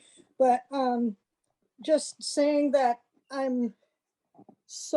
it's such a great idea to bring something bright into spaces where almost nobody thinks they should be. It's like, well, this thing's run down, why bother? And I think too many people think that about a lot of spaces. And it's really great that these murals are popping up in places that really need them. And I was gonna say, so I live in New Westminster, and it's not my neighborhood is a very working class neighborhood, and you can tell that people, I don't know, they let their circumstances get to them, and they don't really take care of the place. And my boyfriend and I, because he does he's the technical genius, but we just have this space where I plastered the sliding door with hearts and flowers and all in acrylic paint. And people are always stopping by to say, thank you for doing what you do. And I'm always surprised because to me, I'm just doing it for me. Okay, and because I know it makes people happy, but it's too often we let our circumstances get us down and we don't take care of our space and we don't take pride in our space because we feel like it doesn't deserve that. And I really applaud you for doing your part and recognizing that people need a space to acknowledge each other and acknowledge people who have passed and to hold space for people who have passed on because of things out of their control, right? And circumstances out of their control. And I think we all need to do that, is to treasure our space and try to make our communities brighter no matter what our circumstances are. Thanks, Christy, for sharing that. Thank you. Thank you. And sorry I called you Sharon. But the name starts with an S and ends with an N, and I just didn't see the letters in between. So so we've got many hands up. So let me just get closer. We've got Tilo, then we've got Marianne, then we've got Megan, then we've got Louise, and then we've got Natasha. So I will remind you of that, but Tilo, you're up. So you can go ahead and unmute. Ask your question or share your comment. Hello, this is Tilo. Hello. Gotcha. Can you hear me? Yes. Yes. Yes. It's great to know that these murals are going up and that, because it also brightens up the space in the area. It's not so bland. So when people can see it, I think that's a good thing. Mask, I remember I joined a group making just a paper mache mask and then painting it and then and putting up costumes and trying to pretend whatever character you want to do. I found that kind of fun and that. So I don't know much about my culture. I know I'm from back east. My mom is from, but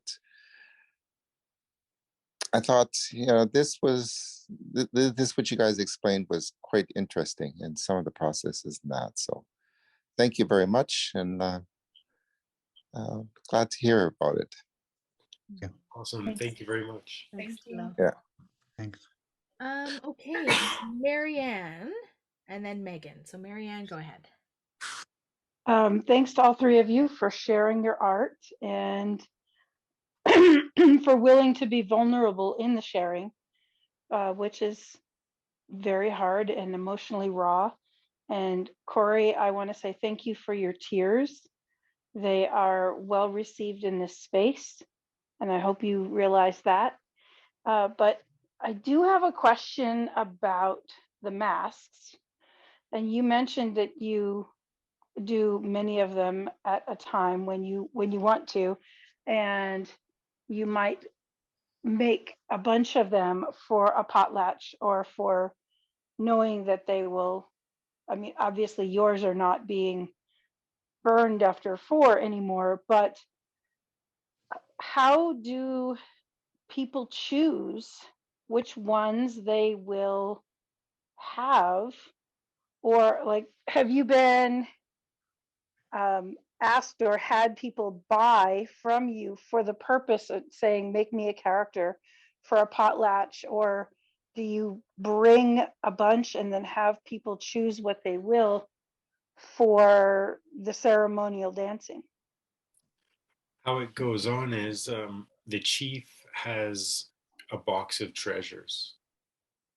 And in this box of treasures, he has certain access to dances. And if you're a chief that has access to a dance, there's a mask that goes with it.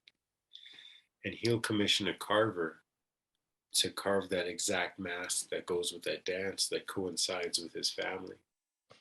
And those masks will be danced and they'll be put into that box of treasures so that chief can give them to some of his family members when he passes on, or maybe a young nephew will become a chief. And he doesn't have very much, but and if he's a good, like, hardworking cultural person, the chiefs will be heavily bestowed with gifts, and they'll give him dances and rights to secret masks so you could dance and sing. So it's basically you work within the parameters of your family.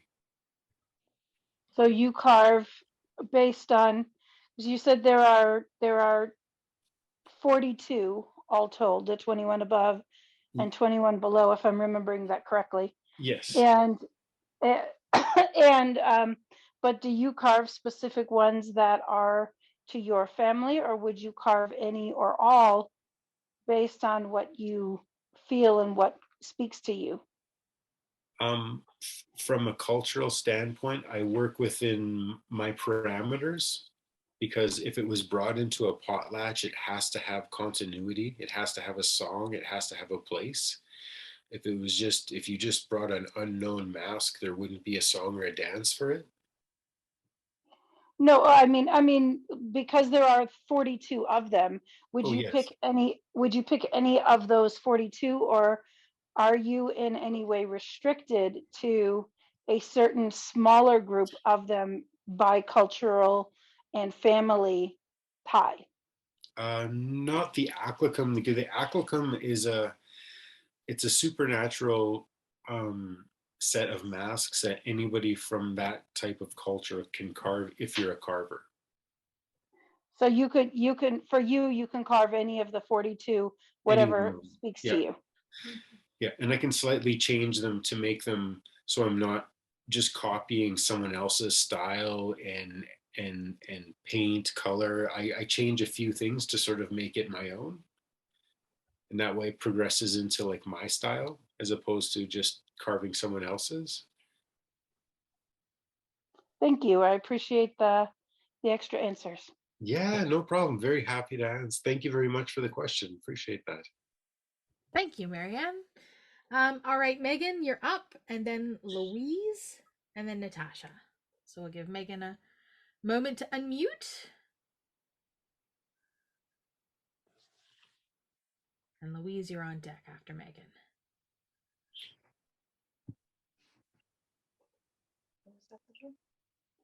It was your sister.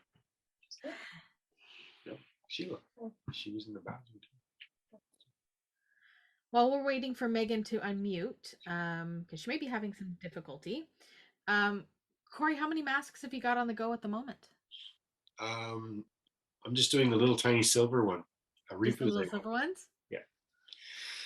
I have to drive to the coast to get some more cedar for this winter. But, yeah. Where do you get the coast, but like specifically, where does the cedar come from? Is there a ceremony around that as well? No, it's basically just the background. What's that?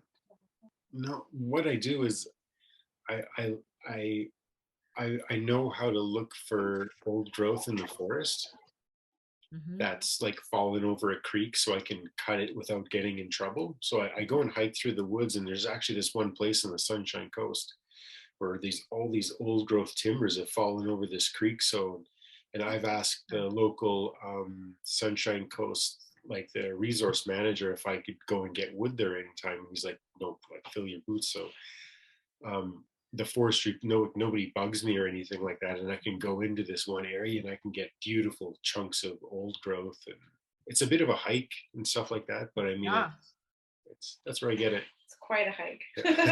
And it's really interesting to me that you share that, because here I'm thinking, I mean, because I don't know anything about anything. I'm like, oh, you're going to a special place to buy wood. It's like going into a store and buying Well, timber, right? I've So got you're it. actually going and I've- retrieving it from. Yeah.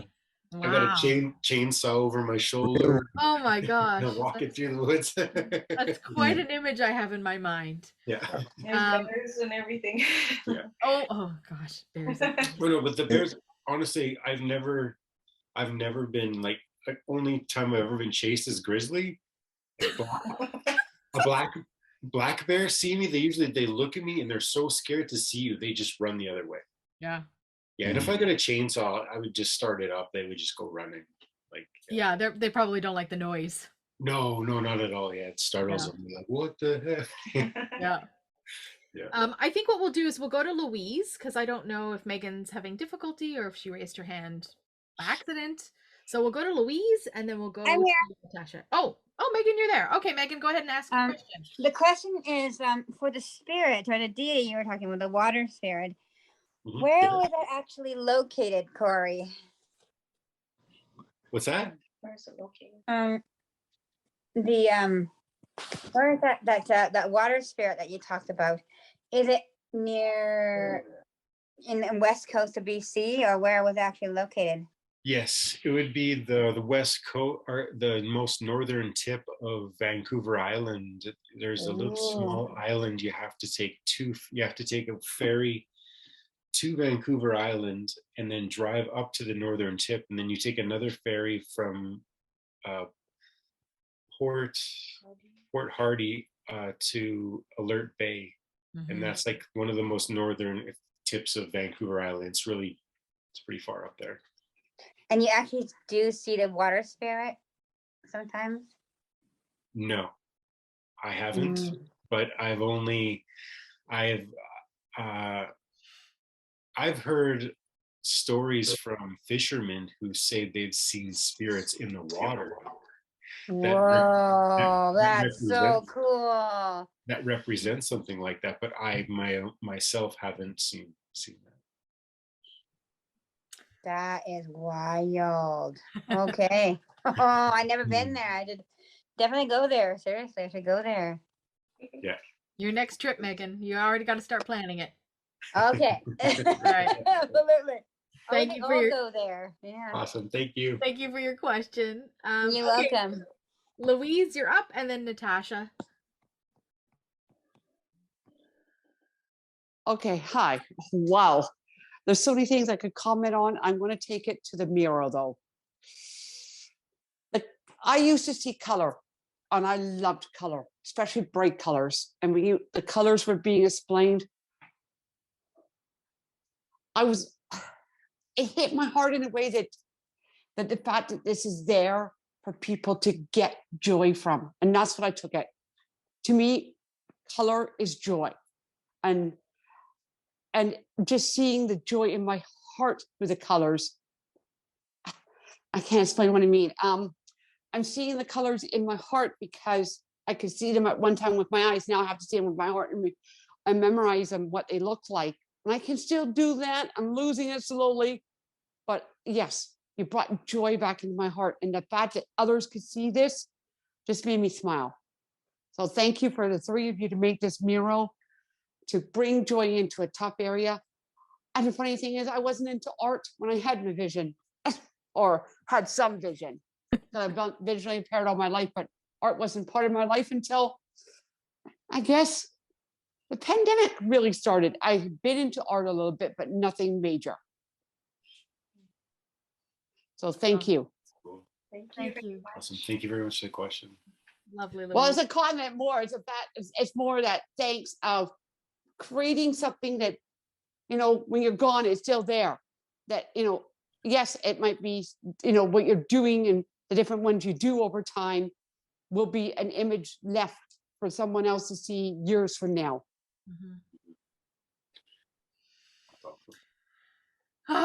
Okay. Natasha has a hand. Hello, folks.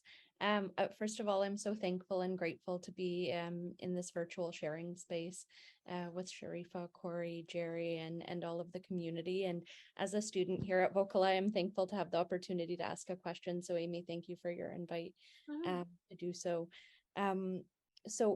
Part of my interest and study centers around art and healing, whether that's on an individual basis or on a community basis. And I'm particularly lately interested in symbolic art as it connects us through all of history, time, space, community. And so I kind of have a question for each of you, or whatever time allows, or whatever you're willing to share. My first one would be for Sharifah. So you mentioned that a lot of your work centers around florals, and I'm wondering if there's a particular flower that draws you into whether you're painting, whether you're engraving, and kind of what florals generally mean for you, and how they bring joy to community. I really love doing florals because I first of all think they're beautiful, but also I believe that it connects us to nature, and it reminds us of that connection to nature. And florals are also a time of celebration because that's in the springtime when the snow melts and it starts to get warmer and people start to come out of their homes and start to gather again. It's a happy time of the year when the bright colors of the blooms and the smells. And yeah, I just really, I enjoy that symbology. I don't know if I answered your total question. Sorry, I tend to stack questions. I'm trying to get away from that. Yeah, thank you so much. And Corey, I'm wondering, with your mask making, you mentioned you're not so much into doing commission work. And with that being said, there's a certain freedom to that creative expression and to being able to choose which of those masks, which of those 42 masks you're kind of drawn towards. Is there a process for you in choosing which one you're going to carve, or how you're going to carve it? Sometimes the process for me is it depends on how I feel about myself, actually. Sometimes if I don't actually try to do too technical of a piece, if I haven't been carving too much. So I start off with more of a simpler thing until I get more confidence. And when I get more confidence, I do more technical pieces. So I basically just try to like start really slow. And I figure that's the best speed. And then after that, I can be more daring. And so I'd start off with, out of those 42 masks, I do something like the Pookmis, or something I'm really familiar with. And that dictates sort of when I'm working in this space, I'm able to be comfortable and express myself like the way I want to. And that dictates my work a lot, I guess. Yeah. Thank you for sharing that. Yeah, no problem. And Jerry, so I recently went on one of the mural tours. I'm fairly new to Vancouver, so it was one of the pieces that was shown was one of yours, I believe. And the gentleman that was guiding us through the mural tour had shared that you've done some work within the schools in Vancouver, and that a lot of that work, and as you've mentioned, there's been an interest in powwow as of late. You mentioned that there have been periods of time in the past where it was animals or tanks and ships and airplanes. Is there a significance to why powwow now is such a feature in your art? Well, I think, like I said, it comes back from when I was young, right? Watching them a lot, and for a while there in our home community, it was gone for a while, and then it slowly came back within the last 5 years, 10 years, and then it's a great gathering, I believe, and because it's when you get together with everybody, right? It's you heal with everybody, and that's how I found, because I don't go back very often, like maybe just 1 month out of the year, and then I try to hit the powwows there, and yeah, just seeing, reconnecting with everybody. That's the, I think that was the most important part. Did I answer that right? Yeah, thank you so much. I was so excited Yeah. by all of your sharing. So thank you again. Yeah. So what's next for y'all? What all are you working on? What are your plans? What are you creating? I'm curious. I don't know who wants to start, but Go ahead, Jerry. Jerry can start. I'm just doing a bunch of paintings on my own. And I'm doing a kind of a different style, and it's not, doesn't look like the one that you had up. And I do these power dancers different ways. So there's one style you might look up is where I start on a black background, totally black. Then I work up the faces first. Then I started adding bits and color to give them the body. So everything, it just color coming out of this darkness. I don't know, I just love that style. I don't know, it's totally different than the way I work now, and with making the straight lines and stuff. Whereas it's more spontaneous, and it's almost childlike. Like you don't know what color you're going to put next to what, and yeah. But I'm getting ready for the East Side Culture Crawl here. So. Oh, wonderful! When does So that take place? It starts in November 17th for 4 days. Very 17th, cool. 18th, 19th, 20th. And Very it's cool. people opening up their studios downtown Vancouver here, or the East Side. And you've got a studio down there? Well, I'm starting to work out of home too, so I got a little space in my living room. I've been bounced around all my life. Like I've worked in closets, when my kids were small.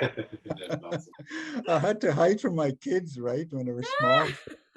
So I was hiding in a closet painting, and all over. I'm lucky I can. True, we don't always have a door that we can just shut and No. nobody goes in there while something's drying, right? Oh, my son would have his little fingers sticking out from underneath the door, and try to get in. Like those are good times. Are your children artists as well, Jerry? One of them is the youngest son. They're adults now, but yeah, the youngest guy is. Plus my granddaughters. Yeah, she's going to be one. Corey, Sharifah, what's up next for you all? Well, the mural season is come to a close now because it's winter's coming. So we just work on our little projects at home. So paintings and jewelry. Yeah. And then when it starts to warm up, then we'll start getting ready for some new murals outside again. So are you already commissioned to do a mural for next season? Not yet. That's coming. How does that process work? Do you apply? Do you submit? How does that? It happens all different ways. Some people approach us, and then sometimes someone tells us of a opportunity, and then sometimes we look for, mural jobs. So it's a balance of all. I have a deep desire to bring the blind community together to do some kind of mural. I don't know what that looks like or how that would happen. That would be fun. Yeah, I do have, because this idea of being in community really inspires me, and I love my community. So I would love for us to create something together, whatever that is. A 3D printed mural. Okay, well, if you know how to do that, we'll bring you onto our team, because you seem to be the because masks are 3D. Yeah, touch tours, exactly. Well, also too, to play fair, we're going to have to cover our eyes too. So we're blind, right? So I guess the mural's gonna have to be low enough that we can actually touch it, because Yeah. I'm not climbing up to 10 stories to touch something. I'll tell you that right now. Textured wall. That's that'd right. be That's that'd right. be a cool project, I think, you know. Yeah, just bring us in. We'll help you coordinate it. Oh my gosh, I would love that so much. I would Yeah. love that so much. You know, the We hamster can- in my brain's running really fast. We can you know, for each color we can have a kind of a where they can feel which Like a texture? texture, so they know this is red, this is yellow and stuff. You're We can speaking- plan it out. You're speaking my language. I love that. Yeah, we'll all have it on the floor. We'll use our hands even. We don't have to Ooh, worry about brushes. awesome. Well, I'm so delighted that you all offered the gift of sharing in this space. Really, very truly, it's been a pleasure to witness the artwork and experience it with you all. But before we officially say goodnight, we have a couple of prize draws to get to. Anybody feel like they want to draw some prizes? So we've got 4 prize draws. We've got some t-shirts from the Vancouver Mural Festival that we're gonna give out to folks in our space tonight. So I'm gonna bring Donna into the space. Oh, Donna's square magically appears. I love this. So Sharifah, maybe I'll volunteer you, ask you to pull our first prize. I'll leave you in Donna's hands. Okay. Yeah, so Sharifah, I've got names in a bag. I'm shaking them up, and whatever word you want to say, I will pull a name. Turquoise. Ooh, love it. Turquoise. And it's Louise. I'm just going to double check. Yes, Louise is still on the line. Louise. So- Louise gets Ooh. another t-shirt. Awesome. Cool. Congratulations. All right. Corey, you want to go Okay. next? Yes. Awesome. Awesome. And it's Marianne. Marianne, congratulations. Congratulations. Okay. All right, Jerry, you're up. Jerry. You can handle it. Jerry's turn. Okay, let's go. Let's go. Faye. Let's see. Is Faye still here? Faye is still here. Wonderful, Faye. And now we have 3 guests and 1 more t-shirt to pull for. So I don't know, anybody want to volunteer to be the last Corey. Corey? All right, Corey. Yes. All right. Last one. All right. Let's go. Let's go. Ellen. Ellen, congratulations. Wonderful.